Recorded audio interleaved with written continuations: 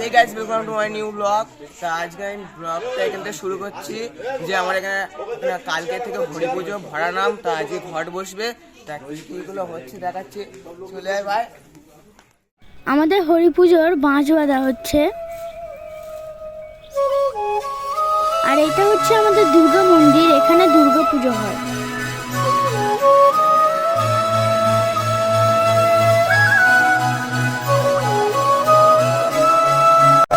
এটা আমাদের হরি পুজোর গেট, এখান থেকে মন্দিরটা কত দূরটা দেখিয়ে দেবো।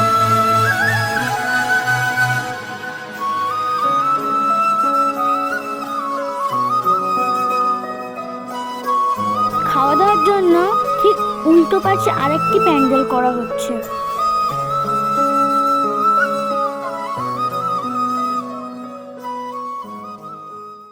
আজ আমরা বের হয়েছি চাল পয়সা তুলতে আমাদের পাড়ায়। এটা আমার কাছে খুব বড় কাজ মনে হয়।